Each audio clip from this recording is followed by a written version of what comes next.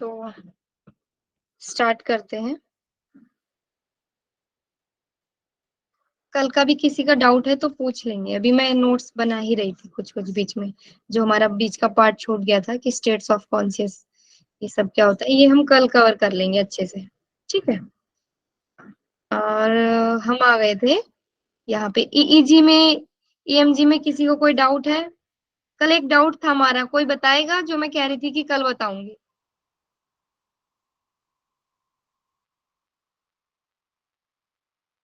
कोई नहीं, देखो आप, रैम स्लिप में हमने कल बताया था पैराडॉक्सिकल स्लिप, याद है?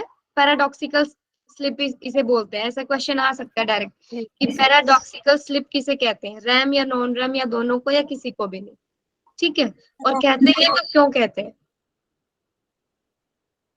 ठीक है, तो कोई बता सकता है पैराडॉक्सिकल स्लिप इसे क्यों कहते हैं, रैम स्लिप को?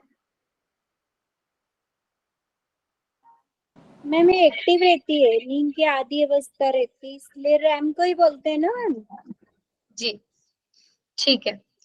पैराडॉक्सिकल का मतलब होता है कॉन्ट्रा इंडिकेशन, या फिर सॉरी, जो मतलब एक बाधित जो होता है ना, सबसे अलग जो होता है। जैसे हम नॉर्मली हम चल रहे थे, स्टेजेस, स्टेज 1 था, स्टेज 2 था, स्टेज 3 4, हम नॉर्मल डीप स्लीप में चलते रहते हैं। ठीक है, एकदम से स्टेज 5 आता है रैम, जिसमें हमारी एक्टिव स्लीप हो जाती है।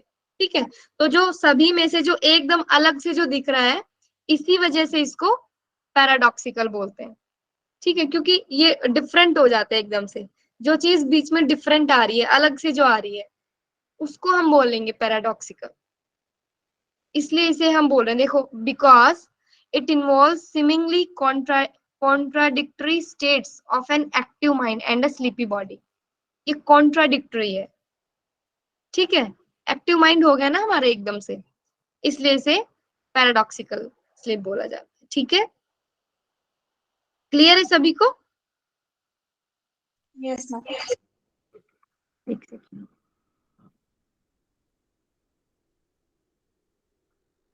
Ma'am, can you repeat once again? Okay, ठीक है। कल हमारा ये प्रश्न था, ये जो आपको पैराडॉक्सिकल दिख रहा होगा, पैराडॉक्सिकल, इसका मतलब क्या होता है, रैम स्लिप को पैराडॉक्सिकल क्यों कहा जाता है? ठीक है, ठीक है। पैराडॉक्सिकल क्यों कहा जाता है? Because it involve seemingly contradictory states of an active mind and a sleepy body. क्योंकि ये कॉन्ट्राडिक्टरी है। हम नॉर्मली डीप स्लीप में सोते रहते हैं, अचानक से हमारी रैम स्लीप आती है और हम एक्टिव स्लीप में हो जाते हैं। ठीक है, इसी वजह से इसको पैराडॉक्सिकल बोलते हैं। क्लियर है? Yes Okay, ma'am. ma'am. Clear है ना? हाँ। और 25% स्लीप ये कवर करता है, और इसमें हमें मेमोराइजेशन होता है, मेमोरी हमारी, मतलब हम मेमोराइज कर सकते हैं इस स्लिप में। ये भी क्वेश्चन बन सकता है कि रैम स्लिप में हम मेमोराइज कर सकते हैं, मेमोरी की जो पावर है ना वो ज्यादा बढ़ जाती है इसमें। ये आप 4th पॉइंट देख सकते हैं, REM sleep is important since it plays a vital role in the consolidation of memory. Ma'am इसका मतलब ठीक क्या है, कहेंगे हम, हमारा सबकॉन्शियस एक्टिव होता है उस टाइम? सबकॉन्शियस एक्टिवेट नहीं होता है उस टाइम, हम रहते तो स्लीप में ही हैं, सोते तो रहते हैं, किसी किसी को तो एक्टिव स्लीप पता भी नहीं चलता। ठीक है, पर ये पूरी ये साइकिल तो कंटिन्यूअसली वही चलती रहती है हमारी। जो ये पूरी जो साइकिल है, स्टेज 1 2 3 4 5, ये चलती तो रहेगी। ठीक है, इसमें हम चाहे जगे या ना जगे। मैम मतलब इसको स्वप्न नींद कहेंगे। क्या कहेंगे? स्वप्न नींद। हाँ, स्वप्न नींद। तो ये अच्छी है कि बुरी है मैम? जब आप बुरी मेमोराइजेशन करती तो फिर अच्छी हो गई मेमोरी में हमारा, तो अच्छी है बुरी, हम इसमें तो इसको बुरी कहते हैं। इसमें हमारी मेमोरी का पार्ट बढ़ता है, मतलब मेमोरी हमारी, ये समझ सकते हो इस पीरियड में जो ब्रेन वेव हमारी मेमोरी को डिपेंड करती है, मेमोरी को बताती है, वो ब्रेन वेव एक्टिवेट ज्यादा रहती है, ये आप समझ सकते हो। ठीक है, या फिर हम मेमोराइज करते हैं कोई भी चीज तो भी हम रैम स्लिप में कर सकते हैं। जैसे ऐसे नहीं होता, अगर हम पढ़ के सोते हैं तो रात को भी हम वही चीज दोहराते हैं, दिमाग में आती रहती है, नींद में भी हम दोहराते रहते हैं, तो वो एक्टिव स्लिप में ही होता है, या फिर एक्टिव स्लिप रिकॉल में करना, ज्यादा हमारे रिकॉल करना मैम, रिकॉल करना। हाँ रिकॉल करना बोल सकते हैं। क्लियर है सभी को? जी मैम। हाँ, और नॉन रैम और रैम में भी बहुत सारी डिजीजेस होती हैं, डिसऑर्डर्स होते हैं, बहुत सारे रैम और नॉन रैम में स्लीपिंग डिसऑर्डर्स होते हैं, वो हम आगे पढ़ेंगे। ठीक है, तो ये हमारा हो गया था। नेक्स्ट है दिस। ठीक है, तो ये रिप्रेजेंटेशन है ओनली कि अवेक में क्या होता है, अवेक टाइम में क्या होता है, और रैम रैम और नॉन रैम। जब हम ईईजी का यूज करते हैं, ईएमजी का यूज करते हैं, ईओजी का यूज करते हैं, तो उस समय में उनका ग्राफिकल रिप्रेजेंटेशन क्या होता है। तो ऐसे तो डायरेक्ट क्वेश्चन नहीं आएगा कभी भी, पर हम फिर भी याद रखेंगे। जैसे अगर हम ईईजी की बात करते हैं, ईईजी टूल की बात करते हैं, तो उसमें नॉन रैम में हमें इस तरीके से ग्राफिकल रिप्रेजेंटेशन होगा। ठीक है, अगर एक्टिव जो है, रैम जो है वो एक्टिव स्लीप होती है, तो उसमें इस तरीके से रैम स्लीप होगा, इस तरीके से ग्राफिकल रिप्रेजेंटेशन होगा, और अवेक में इस तरीके से होगा। ठीक है, ईएमजी जो हमने कल बताया था, जो मसल रिस्पॉन्स से रिलेटेड होता है, उसमें अगर हम ग्राफिकल रिप्रेजेंटेशन देख रहे हैं तो अवेक में इस तरीके से दिखेगा।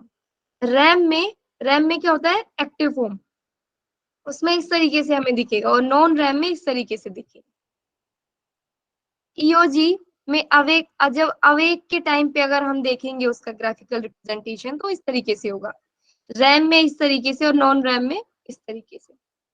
इसको बस आप अपने दिमाग में बैठा सकते हो ये चीज, कि अगर जैसे हम ईओजी यूज कर रहे हैं, ठीक है, और नॉन रैम की कंडीशन में क्या होता है, नॉन रैम की कंडीशन में मैंने क्या बताया था, डीप स्लिप। अब डीप स्लिप में हमारे आई बॉल तो वैसे भी ज्यादा हिलते डुलते नहीं है, इसलिए ये शो हो रहा है ग्राफिकल रिप्रेजेंटेशन, लगभग स्ट्रेट लाइन। ओके, और रैम में एक्टिव होता है, इसलिए ये अप डाउन कर रहा है। ठीक है, और अवेक में हम बीच में होते हैं, ना ज्यादा सोए हुए ना ज्यादा बहुत ही ज्यादा एक्टिव, तो इस तरीके से शो रहा है। क्लियर हुआ? क्लियर हुआ सभी को? हाँ जी। ठीक है, आगे चले। ये है ह्यूमन ब्रेन वेव्स, ये मोस्ट इंपॉर्टेंट है। इससे अगर इस टॉपिक से अगर क्वेश्चन बनता है तो इससे आ सकता है question. Gamma, beta, alpha, theta, delta, ये 4-5 होती है ब्रेन वेव्स। ठीक है, अपने साथ साथ नोट्स में लिखते जाइए शॉर्ट शॉर्ट में, जैसे भी आपको समझ में आए। Gamma, beta, alpha, theta, delta, इसी तरीके से। सबसे ज्यादा फ्रीक्वेंसी गामा की होती है, सबसे ज्यादा फ्रीक्वेंसी गामा की होती है। देन बीटा की 13 to 32, अल्फा की 18 से 13 हर्ट्ज, थीटा की 4 to 8 हर्ट्ज, एंड डेल्टा 0 या फिर 0.5 से 4, ये 0.55 हर्ट्ज। ठीक है, बहुत ही स्लो HZ फ्रीक्वेंसी जाती है। मैम, HZ क्या है, हर्टज है क्या ये HZ? हर्ज, हाँ हर्ज, हर्ज जो वो होती है उसकी क्या बोलते हैं इसको, यूनिट। यूनिट। फ्रीक्वेंसी। फ्रीक्वेंसी हर्ज में करते हैं शायद, ये इसका जो डिस्कवरी जिसने की थी उनके कोई सरनेम था हर्ज, ऐसा करके मुझे याद आ रहा है। ठीक है, क्वेश्चन आ सकता है कि पांचों वेव्स दे देंगी आपको, इनकी फ्रीक्वेंसी के अकॉर्डिंग आप इनको असेंडिंग ऑर्डर में या डिसेंडिंग ऑर्डर में लगाओ। ठीक है, तो ऐसे दे देंगे लाइन से, delta, alpha, theta, beta, gamma, या फिर ऊपर नीचे जैसे भी दे देंगे। तो इनको आपको याद रखना है, इनकी लाइन याद रखनी है कि फ्रीक्वेंसी कैसे बढ़ती जा रही है, delta, theta, alpha, beta, gamma, ऐसे फ्रीक्वेंसी बढ़ती जा रही है। ठीक है, ओके। अब गामा में देखते हैं होता क्या है। गामा में इस तरीके से हमें ग्राफिकल रिप्रेजेंटेशन दिखता है उनका, ब्रेन वेव्स का। Insight peak focus expanded consciousness, insight peak focus expanded consciousness, इसमें कॉन्शियसनेस होती है, मतलब हाई कॉन्शियसनेस होता है इसमें, जिसमें हम ये बोलते हैं अगर गामा में कोई भी हमारे गामा ब्रेन वेव से रिलेटेड कोई भी डिसऑर्डर अगर हमें हो जाए तो हमें कैसे क्या प्रॉब्लम हो सकती है? हाइपर एक्टिविटी, जो हाइपर एक्टिव जो बच्चे होते हैं, एडीएचडी होते हैं प्रॉब्लम्स, वो सारी इसी इसी फ्रीक्वेंसी में आती है डिजीज, ठीक है, या फिर इस फ्रीक्वेंसी में डिसबैलेंस होने से आती है। ये हाइपर चीजों को शो करता है। अगर ये बढ़ता है, हमारे लिए हर फ्रीक्वेंसी जरूरी है, ठीक है, पर उसका एक शेड्यूल है या उसका एक क्वांटिटी है कि हमें इतना ही गामा ब्रेन वेव चाहिए। अगर वो ज्यादा हो जाएगा तभी तो हम उनको योग निद्रा वगैरह कराते हैं, है ना, या फिर अनुलोम विलोम कराते हैं, ऐसा स्लो करने के लिए उनको। तो गामा में क्या होता है? हाई कॉन्शियसनेस होता है, फोकस्ड होते हैं हम बहुत ज्यादा, और हम हाइपर एक्टिव होते हैं, बहुत कुछ कर सकते हैं उस टाइम में ही, ऐसे समझो आप, ठीक है। उसके बाद में आता है बीटा, उससे थोड़ा कम 13 to 32 हर्ट्ज। इसमें अलर्टनेस, कंसंट्रेशन, कॉग्निशन, यही बीटा ही वेव है, बीटा और अल्फा वेव है जिनमें हम ज्यादातर काम करते हैं, नॉर्मल हमारे डेली डेली रूटीन का काम, ठीक है। या फिर ये समझ सकते हो कि हमें जब एग्जाम की जरूरत होती है, जब एग्जाम से पहले एक दिन या 2 दिन पहले ऐसा होता है कि हम जो भी कुछ पढ़ेंगे वो सब याद हो जाएगा हमारे, ठीक है, उस टाइम जो होती है वो बीटा बीटा फ्रीक्वेंसी होती है। अलर्टनेस होता है उसमें, हमारे हर सेकंड में अलर्टनेस होता है, कंसंट्रेशन होता है, कॉग्निशन होता है, ठीक। अल्फा में जो अभी हमारा जो अवेक टाइम पीरियड होता है, जिसमें हम जगे रहते हैं और अपना डेली रूटीन करते रहते हैं, खाना पीना नहाना धोना सब, ठीक है, रिलैक्सेशन, विजुअलाइजेशन, क्रिएटिविटी, ओके। इसमें हम नॉर्मल डेली लाइफ में हमारा अल्फा ही काम करता है, ज्यादा काम तो सभी करते हैं पर अल्फा का काम यही है। उसके बाद में थीटा, जो हम मेडिटेशन जो करते हैं या फिर प्राणायाम अगर हम करते हैं, हमें लगता है कि हाँ थोड़ा देर प्राणायाम कर लिया, अच्छा फील हो रहा है, ठीक है, तो उसमें थीटा फ्रीक्वेंसी काम करती है, मेडिटेशन, इंट्यूशन, मेमोरी, जो हम याद करते हैं, ठीक। और उससे भी ज्यादा उससे भी ज्यादा अगर हम ध्यान के स्टेट में जाते हैं तब हमारा डेल्टा एक्टिव होता है, एक्टिव नहीं, डेल्टा फ्रीक्वेंसी को रिप्रेजेंट करता है, ठीक है। डिटैच्ड अवेयरनेस, हीलिंग स्लिप, या फिर डीप स्लीप हो जाती है, बहुत ही डीप स्लीप होती है, या फिर ध्यान की, समाधि की भी स्टेज बोल सकते हो आप समझने के लिए, ठीक है, तो वो डेल्टा में हम उसको समझेंगे। क्लियर हुआ ये सबको? मैम ध्यान की अवस्था डेल्टा में आएगी, क्वेश्चन देखा था मैंने। हाँ, ध्यान फिर भी थीटा में आ जाएगा, पर जो बहुत ही ज्यादा जिसमें हमारे आप समझ सकते हो इसको, जिसमें हम विचार शून्य हो जाते हैं और समाधि की अवस्था। हाँ, वो होती है डेल्टा की। ये भी आती है कुछ समय के लिए, सब ये हर फ्रीक्वेंसी सब में होती है, पर मैं इसका टाइम पीरियड बता रही हूँ या फिर रिप्रेजेंटेशन आपको समझाने के लिए। डेल्टा भी सब में आता है, जब हम डीप स्लीप लेंगे तो उसमें भी तो हमें डेल्टा दिखेगा ही। क्लियर है? किसी को कोई डाउट? अल्फा में क्या और बताए थे मैम? हाँ जी, अल्फा में क्या बताए थे? रिलैक्सेशन और हाँ अल्फा में बताया था जो हम डेली रूटीन का जो काम करते हैं वो डेली रूटीन। इसका मीनिंग नहीं समझ में आया मैम, एक्सपेंडेड क्या है, अर्थ थोड़ा हमको समझ में नहीं आया। ओके, एक मिनट समझा देती हूँ। अल्फा, अल्फा में क्या है? Relaxation, visualisation, creativity. अल्फा वो स्टेज होती है जिसमें हम हमारा डेली का काम करते हैं, डेली रूटीन जो करते हैं, जिसमें ना तो हम बहुत ज्यादा हाइपर एक्टिव होते हैं, ना बिल्कुल डीप डीप थिंकिंग करते हैं, या फिर डीप रिलैक्सेशन में जाते हैं, ऐसा भी नहीं होता। हाइपर एक्टिव होते हैं ऐसा भी नहीं होता, हम नॉर्मल स्टेज में होते हैं। जैसे हम डेली रूटीन करते हैं, हमें नहाने जाना है या खाना है, इसमें हम ज्यादा तो नहीं सोचेंगे, ज्यादा तो थिंक नहीं करना पड़ेगा, मेमोरी भी नहीं ज्यादा करनी पड़ेगी कि क्या होता है, इसका मतलब क्या होता है, खाने का मतलब, हमें ज्यादा प्रेशराइज नहीं करना पड़ेगा हमारी थिंकिंग को। ये सब अल्फा में आता है। मैम आपने गामा में बताया था वेरी वेरी एक्टिवनेस होती है, ठीक है, हम्म, और अल्फा बताया था जो हम डेली रूटीन करते हैं। बीटा में क्या बोला था आपने, एक बार बताएंगे जरूर। बेटा इन दोनों के बीच की स्टेज मान लो आप। अच्छा, ठीक है। ओके। जिसमें देखो अभी अलर्टनेस लिखा है ना, जिसमें हम अलर्ट होते हैं काम के लिए, हमें काम करना है। एग्जाम से पहले 2 दिन पहले अलर्ट हो जाते हैं, है ना। कंसंट्रेशन, जो भी हम पढ़ेंगे सब कुछ हमें समझ में आएगा। कॉग्निशन बढ़ जाएगी हमारी, चीजों को पढ़ने की सब सब मेमोराइज हो जाएगा, सब याद हो जाएगा, है ना। इनका काम होता है। क्लियर है। तो इससे हाँ मैम स्लीप पैरालिसिस फिर कौन सी स्टेज में होगा? स्लिप पैरालिसिस वो हम आगे आगे डिजीज पढ़ेंगे तो आप सभी को समझ में आएगा, पर बहुत सारी प्रॉब्लम्स इन्हीं में ही है। देखो, अगर गामा हमारा बहुत ज्यादा बढ़ गया तो एडीएचडी की समस्या हो सकती है ना।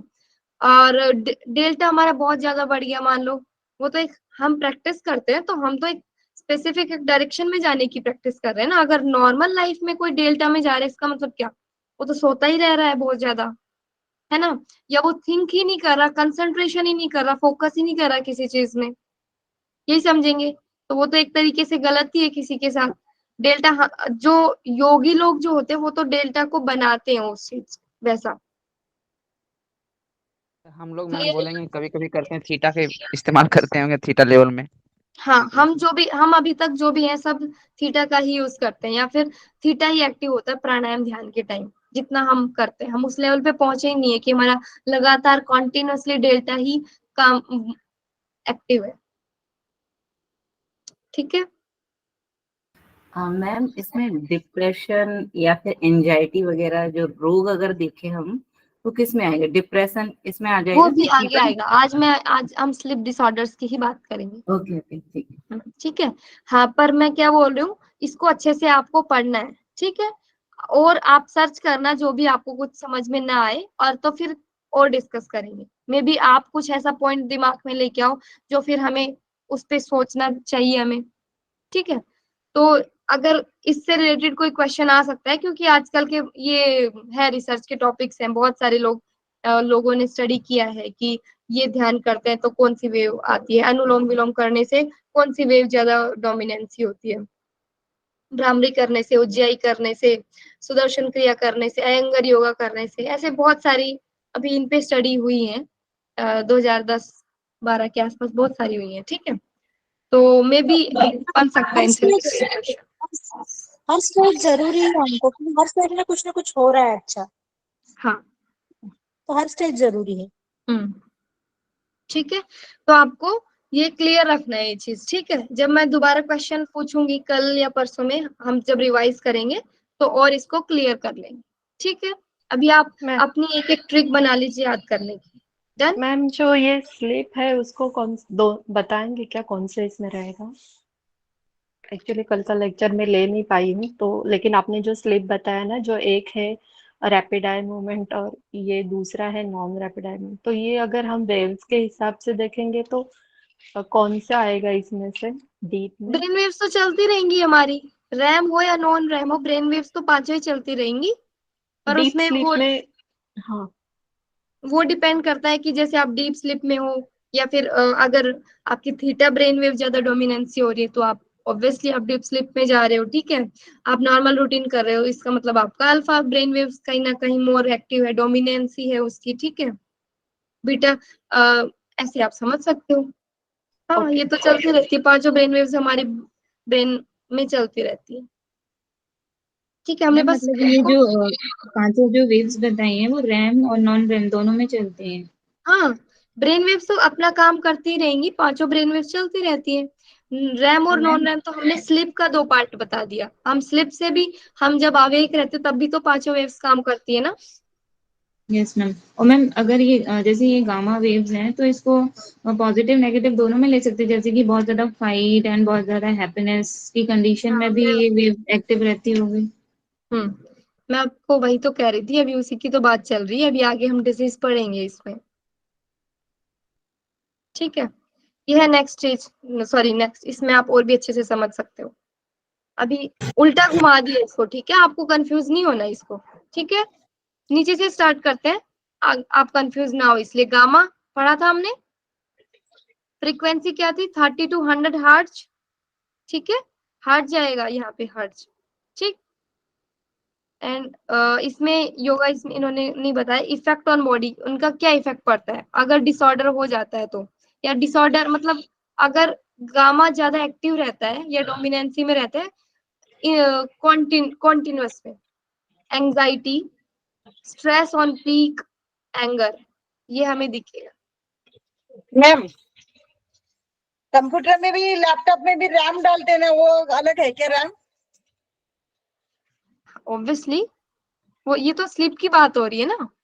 हाँ नींद की बात है, वही बोल रही हूँ। उसमें फिर रैम बोल के एक डालते हैं अपना जीबी ज्यादा होने के लिए, नहीं, वो अलग वो रहता है अलग क्या? होगा, उसका ठीक है, अलग ठीक काम। है, ओके, थैंक यू। ठीक है, ये क्लियर हुआ सबको? गामा ब्रेन वेव्स है, उसमें क्या होता है, anxiety, stress on peak, anger रहता है उसमें में। बीटा, बीटा में क्या होता है, ये कौन सी टाइप ऑफ स्लीप है, देखो यहाँ पर भी अभी आ गया।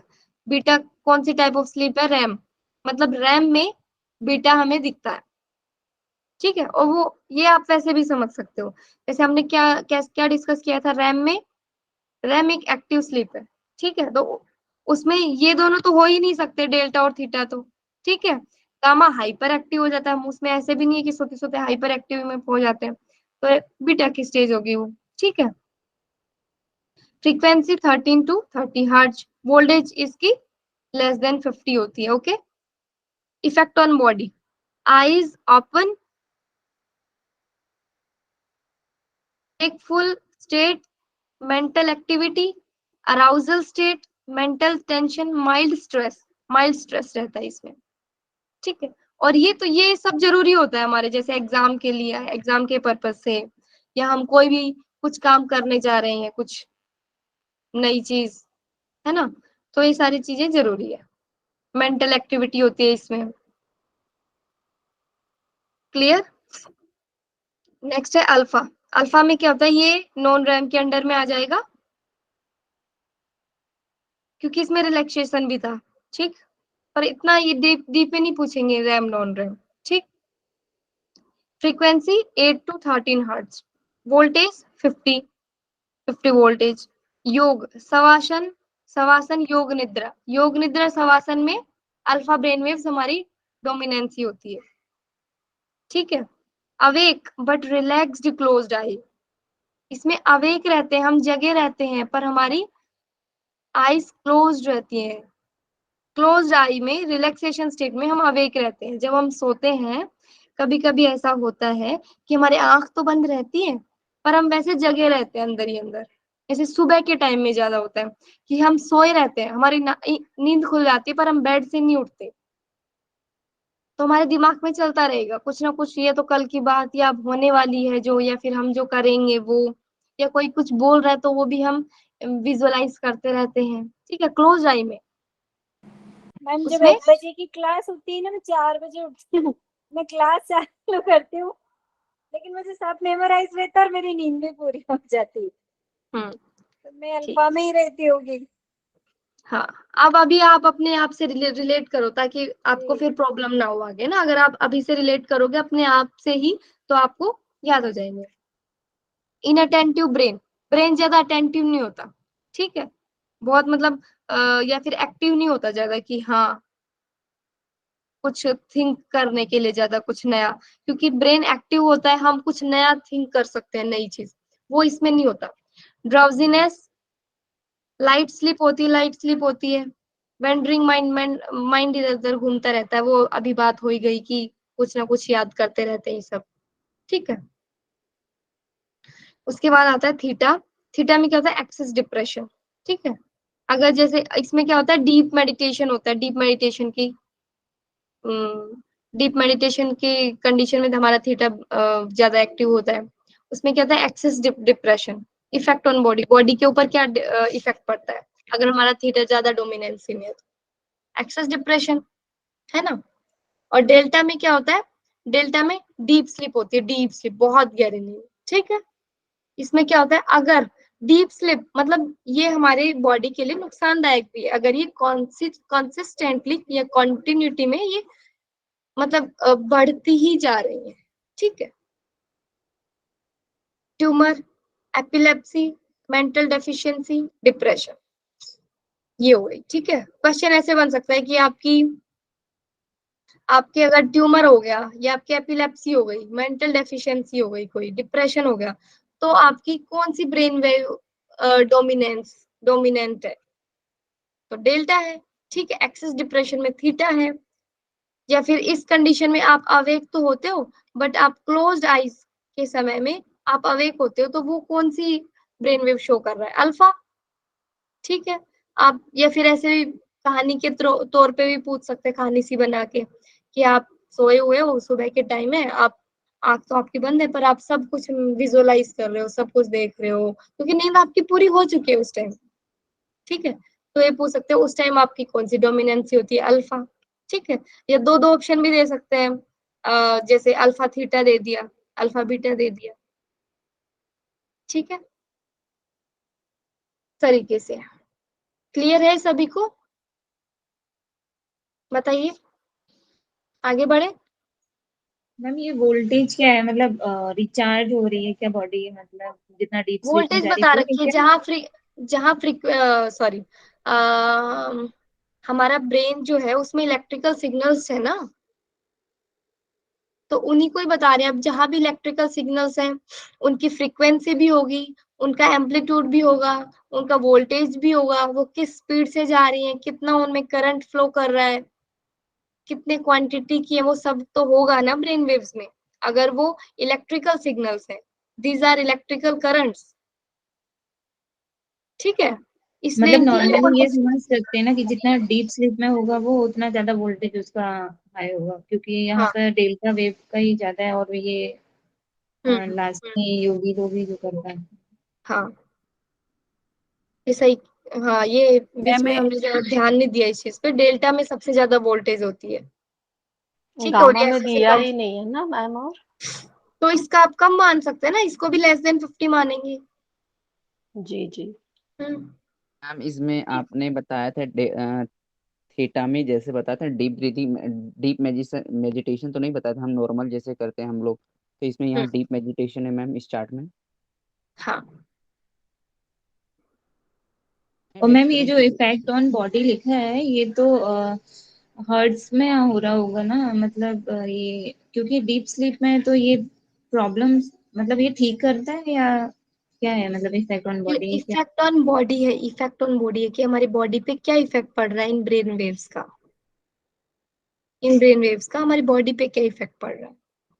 तो ये जो लिखा हुआ है ट्यूमर एपिलेप्सी, वो इसका बताइए ना। हाँ, अभी मैंने बताया था ना कि ऐसे क्वेश्चन आ सकता है कि अगर किसी इंसान के ट्यूमर है तो इसका मतलब उसकी कौन सी ब्रेन वेव ज्यादा एक्टिव है, या कौन सी ब्रेन वेव ज्यादा डोमिनेंसी है, या फिर कौन सी ब्रेन वेव में डिसफंक्शन हो गया, है ना। तो किसी के यहाँ एपिलेप्सी, डिस्फंक्शन डेल्टा वेव में माना जाएगा, है ना, हाँ, ऐसा बोल सकते हैं। हाँ, मैम आपने तो बोला था अभी, इसके पहले गामा जो था उसके लिए बॉडी हीलिंग करती है गामा में, और यहाँ बॉडी, दिया हील हील होती, हीलिंग स्टेज आपने इसके हाँ, पहले कुछ ये थी पीपीटी उसमें, और यहाँ दिया एंजाइटी स्ट्रेस एंड हाँ ये हीलिंग स्लीप।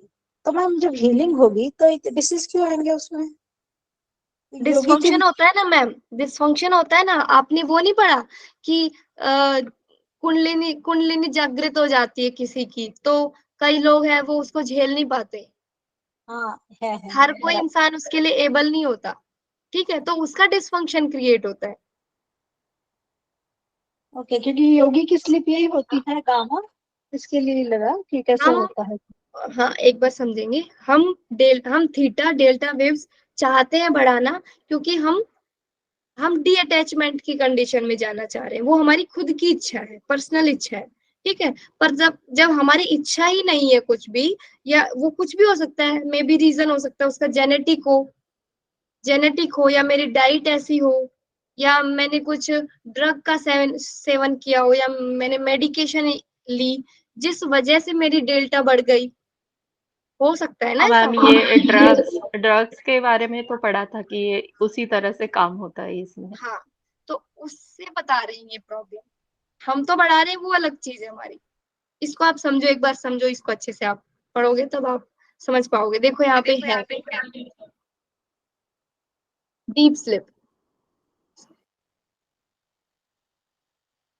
मैम आपने हीलिंग स्लीप तो डेल्टा में बताई थी, गामा में नहीं बताई थी।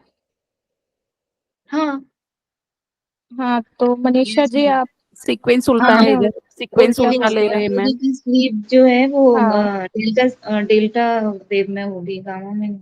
हाँ, तो योगियों के लिए डेल्टा होगी ना, मनीषा डेल्टा जी अभी डेल्टा बोली थी तो नहीं, वो आपने मैंने पूछा वो था। भी इधर सुना का है वैसे। सीक्वेंस ना, वो पहले गामा था ना, मैंने उसको गामा पहले, अभी मैम ने गामा बताया ना, तो मैंने वही पूरा देखा नहीं, उसको समझ लिया। समझ में आया? जी मैम। हाँ बट वही बट सेम है, ठीक है, गामा रहे या डेल्टा रहे, मेरा क्वेश्चन यही था कि जब डीप स्लीप है, हीलिंग स्टेज है, तो एंजाइटी और स्ट्रेस क्यों होता है, बट मैम ने आंसर दे दिया उसका। ठीक है मैम। ओके, कोई दिक्कत नहीं है, आप पढ़ोगे ना अभी, अब आप जब खुद से नोट्स बनाओगे, उसको रिवाइज करोगे बार बार, तो आपके आपके दिमाग में क्लियर हो जाएगी चीज। और जो एक आधी चीज फिर भी आपके दिमाग में रह जाएंगी, वो आप सर्च करते रहना, और जो भी समझ में आए फिर वो आप ग्रुप पे बता दो कि इसमें ऐसा था, खत्म। या फिर हम डिस्कस तो करते ही है, कुछ चीजें रह भी जाती है जो हमारे, मुझे तो लगता है कि मैंने सब बता दिया, पर फिर भी हम पढ़ते हैं उस टाइम पे, ऐसा होता है कि नहीं समझ में आया, कुछ रह गया बाद में, है ना, तो क्लियर हो जाएगा। या फिर हम अभी भी डिस्कस करेंगे बाद में, जब क्वेश्चन आंसर रखेंगे तो क्लियर कर देंगे, या फिर और भी कोई चीज छोटी हो तो क्लियर हो जाएगी। डन है अभी यहाँ तक सभी का? जी पहली चीज इनकी आपको सीक्वेंस याद करनी है कि सबसे कम frequency delta, theta, alpha, beta, gamma, पहली चीज, ठीक है। इनकी फ्रीक्वेंसी की रेंज क्या है, और नॉन रैम की स्लिप में कौन कौन से आते हैं, रैम की स्लिप में कौन आता है, ठीक है। और योगा के ड्यूरिंग योगा कौन सी ब्रेन वेव ज्यादा एक्टिव होती है, ठीक है, और वो उनका इफेक्ट क्या होता है हमारी बॉडी पे, क्लियर। नेक्स्ट, ये एक वो ग्राफ की तरह, कार्टून की तरह समझा रखा है। जैसे गामा है, गामा में क्या हो गया, अभी बल्ब क्या शो कर रहा है कि हाइपर एक्टिव है वो, मतलब दिमाग उसका बहुत दौड़ रहा है, ठीक। बल्ब साइंटिस्ट को दिखा रहा है ना ये, इसमें बहुत ही ज्यादा हाई फ्रीक्वेंसी हो, ठीक है, हाई फ्रीक्वेंसी काम कर रही हो। दूसरा है गामा, गामा में ये क्या दिखा रहा है कि एग्जाम दे रहा है, मतलब एग्जाम के टाइम पे जो हमारी कॉग्निशन स्किल होती है, मेमोरी जो होती है, वो ज्यादा एक्टिव रहती है, तो ये बीटा के टाइम पे होती है। अल्फा के टाइम पे हम नॉर्मल थिंक कर रहे हैं, नॉर्मल, ठीक है। और ये नीचे वेव भी दिखा रखी है, अल्फा के साइड में देखो वेव दिखा रखी है, नॉर्मल, ओके।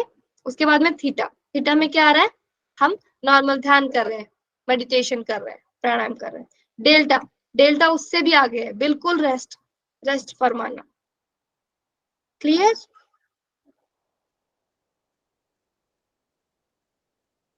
क्लियर सभी को?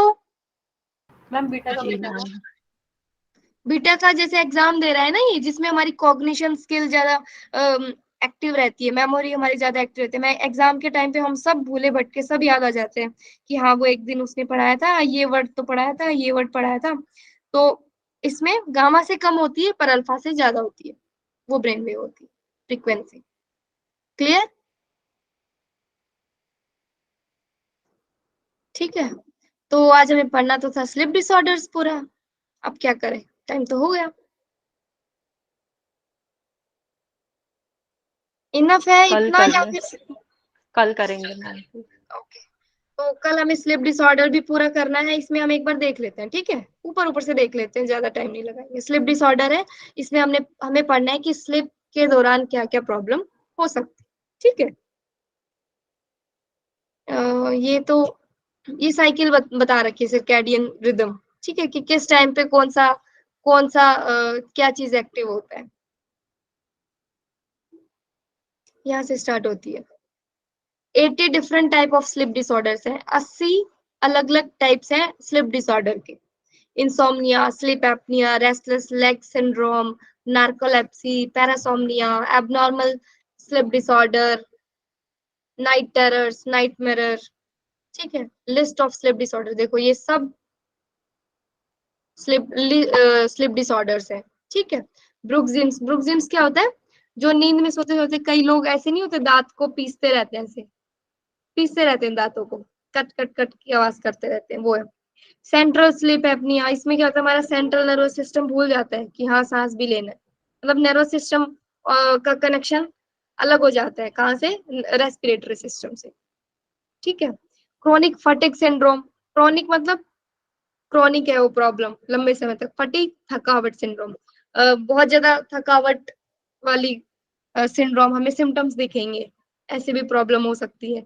या फिर ये समझ सकते हैं कि हमें पूरे दिन ही थकावट हो रही है, ठीक है।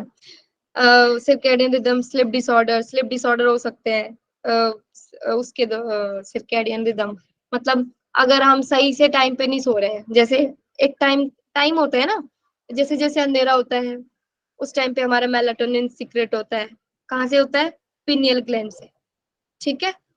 तो उसको अगर हम मेंटेन नहीं कर रहे हैं या फिर लेट सो रहे हैं, लेट उठ रहे हैं, तो उससे भी डिसऑर्डर हो सकते हैं। एक्सेसिव स्लीपीनेस, बहुत ज्यादा स्लीपीनेस फील हो रहा है, दिन में भी आप जॉब करते हो तो वहां पे बैठे बैठे आप सो जाते हो, क्लास में सो जाते हो, ठीक है। हाइपरसोमनिया भी ऐसा होता है, इंसोमनिया उसमें नींद ही नहीं आती, ठीक है।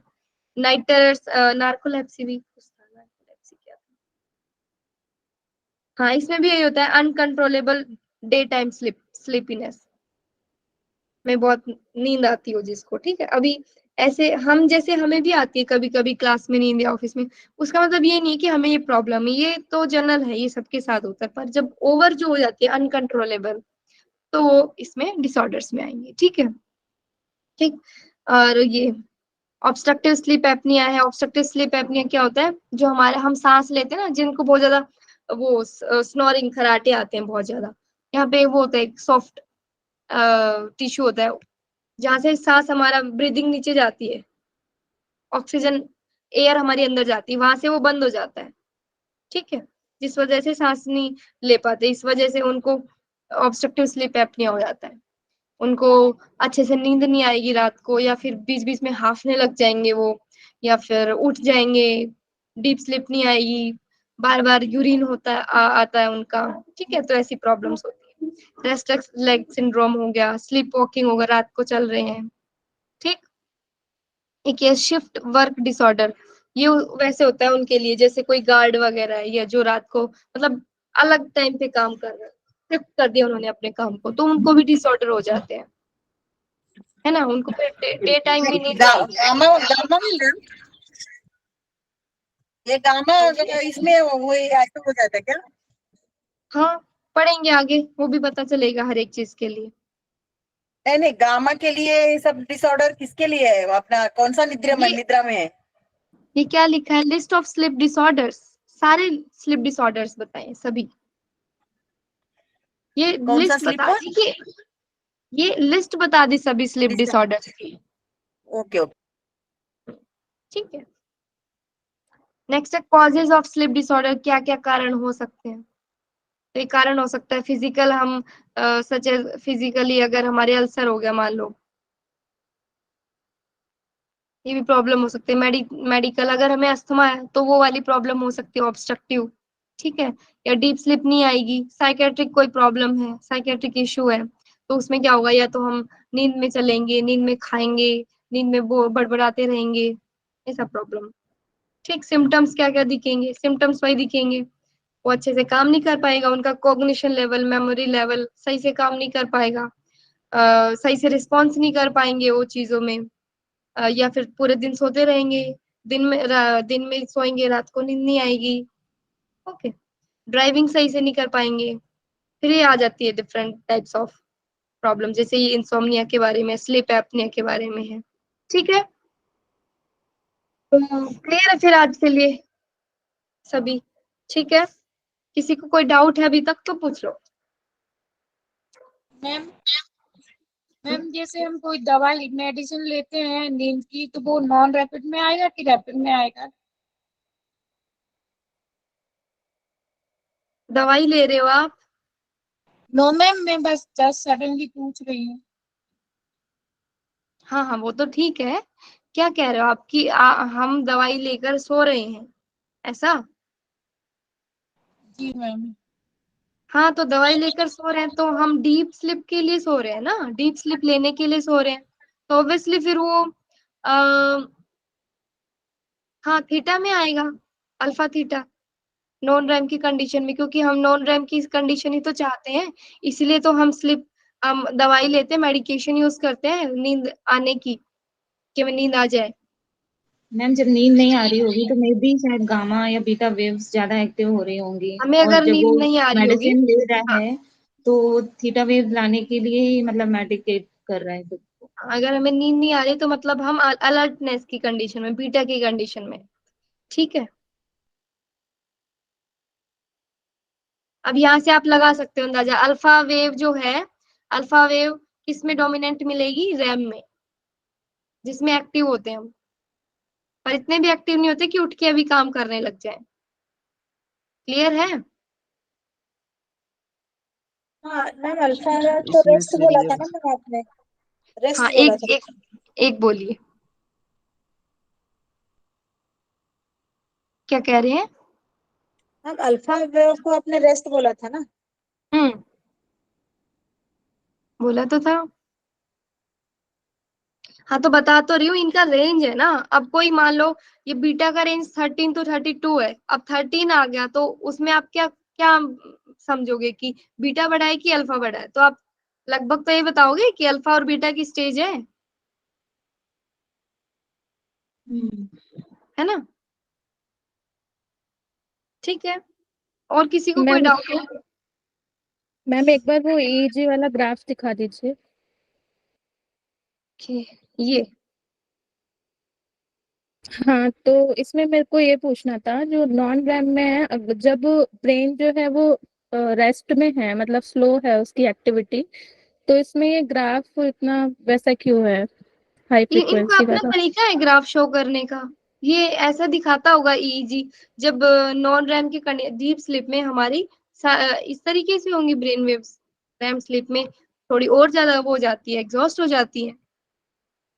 इस वजह से रैम में क्या होता है, रैम में हमारी फ्रीक्वेंसी क्या होती है? रैम कंडीशन में हमारी फ्रीक्वेंसी क्या होती है? ज्यादा होती है। ज्यादा होती है, 13 to 30 हर्ट्ज मान सकते हैं हम, है ना? तो उसमें हमारी देखो बहुत ज्यादा वो दिखा रखी है। हम उतने ही समय में बहुत ज्यादा अब ऊपर नीचे हो रहा है ना? टाइम तो सबका सेम है, पर फ्रीक्वेंसी एम्पलीट्यूड बहुत ज्यादा आ रहे हैं। और नॉन रैम में क्या हो रहा है, उतने ही टाइम में बहुत कम एम्पलीट्यूड आ रहे हैं। ओके मैम, ठीक है। और अवेक में थोड़ा बीच का आ रहा है, रैम और नॉन रैम के बीच में। क्लियर है? Yes ma'am. Hello ma'am. हाँ, कोमा में जो लोग होते हैं, कोमा में जाते हैं, हाँ, कोमा उनकी में स्लीप जाएंगे तो डेल्टा डेल्टा होती होगी ना। ठीक है, तो क्लास ऑफ करते हैं, ठीक इसमें है, टाइम भी हो गया। अल्फा हाँ, एक बता देंगे मैम, इसमें कोमा में क्या बोले अल्फाबेटिकल मैम? करेंगे यार। कोमा में भी, एक जना बोलिए। कोमा में क्या बोले अभी? क्या वो सुना ही नहीं है। कोमा में कौन सा निद्रा रहता है? क्या कोमा में जाते हैं ना पूरा में अनकॉन्शियस रहते हैं। हाँ, नॉन रैम जैसी स्टेज होती है उसमें, हाँ, वो क्योंकि कौन इसमें सा इतनी वो निद्रा में भी आएगा क्या? वो डिसऑर्डर है? कोमा तो डिसऑर्डर होता है ना, कोमा डिसऑर्डर होता है। उसमें क्या होता है, ब्रेन, वो आदमी जिंदा तो है, ब्रेन तो काम कर रहा है, उसका सिग्नल तो सब आ जा रहे हैं, ठीक है, मसल रिस्पॉन्स नहीं हो रहा उसका कुछ भी। Okay ma'am. Non RAM condition होगी उसमें। इसमें अल्फाबेट मैम याद करना होता है, डेल्टा से स्टार्टिंग करेंगे ना। हाँ, वो आप अपना अपना तरीका है कि आप कैसे याद करते हो, gamma, beta, alpha, theta, delta. ठीक है, एक एक रो पकड़ लो आप, फिर उसकी फ्रीक्वेंसी और उसकी रेंज सब याद करो। क्लियर? ओके। हाँ, इसके नोट्स आप अच्छे से बनाइए, फिर कल हम इन पे और डिस्कस करेंगे, जो बीच में थोड़ी बहुत चीजें रह गई होंगी। ठीक है, क्योंकि अभी थोड़ा सा डाउट लग रहा है ना कहीं बीटा गामा, कहीं कहीं बीच में थोड़ा सा डाउट हो रहा होगा, तो क्लियर हो जाएगा। ठीक है, चलिए, शांति पाठ कौन कराएगा? पवन जी? जी मैम। हाँ, आप कराइए शांति। सभी लोग धनात्मक आसन में बैठ जाएंगे। कमर गर्दन शीत ओम का उच्चारण करेंगे।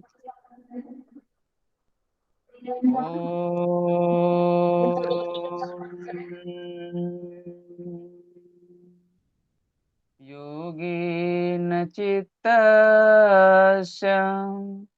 पदेन वाचा मलं शरीरस्य च वैद्यकेन योपाकरोत्तं परवरं मुनीनां पतञ्जलिं प्राञ्जलिरानतोऽस्मि पतञ्जलिं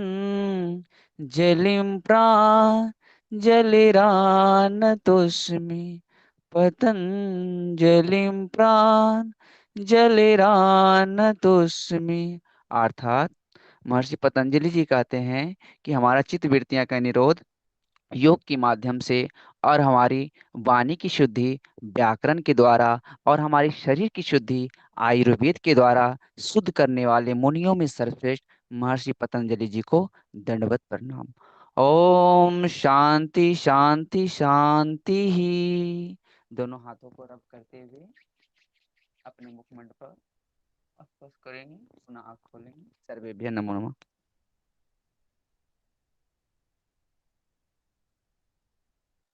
ठीक है, प्रणाम सभी को। Thank you ma'am. Hariom. Okay.